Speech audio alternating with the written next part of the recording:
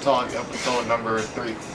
The first question is, yesterday you saw the interview with LeBron and Drake. So what are your initial thoughts on the whole Drake and Pusha T beef? It's a beef that's been going on for a while. Like, if you're just not getting into it, you're just going to see the Pusha T and Drake thing and you're going to think that it's just random. Pusha T randomly came at Drake when his album was about to come out.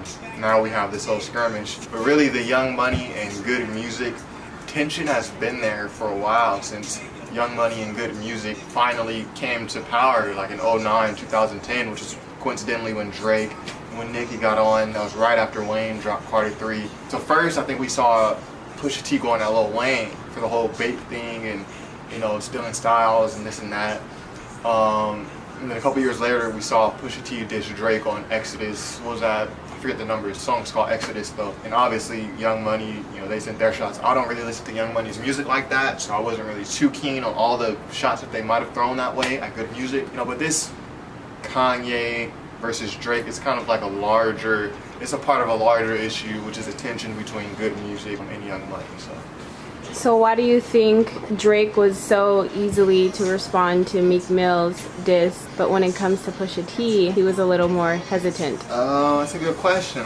First, I wanted to respond because there's a friendship with Kanye West, but with Drake and Meek Mill, there was a friendship with Drake and Nicki Minaj. So I don't know. I don't think the issue was with Pusha T. I think Drake's issue was with Kanye West, and he just caught Pusha T's bullets in the fire. Because Pusha T has been trying to get at Drake for a minute now. So.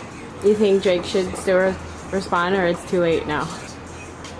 Ain't too late. I mean, he just went on HBO. First he said he wanted to squash the beef. Jay Prince stepped in. He didn't say anything. The first time he went and talked about this entire situation was the interview we're speaking about, which is the LeBron HBO The Shop interview. So if you wanted to leave it in the past, he was never spoke on it. He speaks on it now. I think all the fans, I think we would appreciate a record to come out, but I want a record.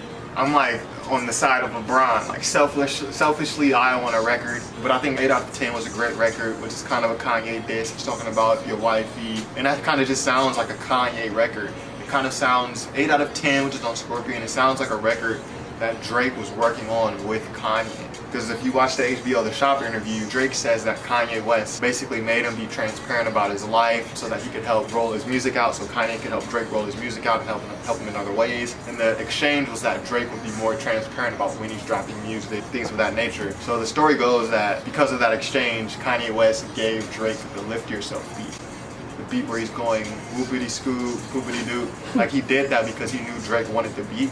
He gave Drake the beat, but then he released the song prematurely so Drake couldn't write anything. And when the song came out, it was just him doing dumb shit over the beat. So it was kind of like him mocking Drake. And we learned that from what Drake said in the interview. Okay, last question upon this matter. Do you think Pusha T went too far in his diss with everything that he said about Drake? I think he went far.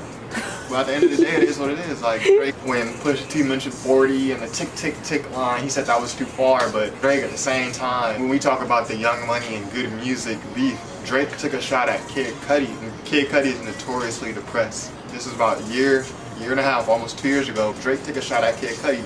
Kid Cudi had to check into rehab. He wasn't doing well mentally, and Drake took a shot at his depression.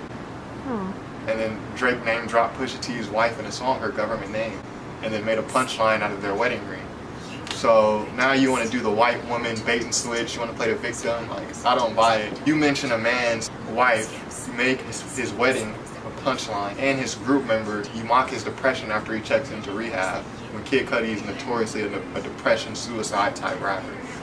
So I have no sympathy for Drake here. I think it's a cop-out. I don't think he makes a lot of his own decisions. I think he smooths it over really well. He's a good speaker, and he's an actor, so he can kind of make you feel him.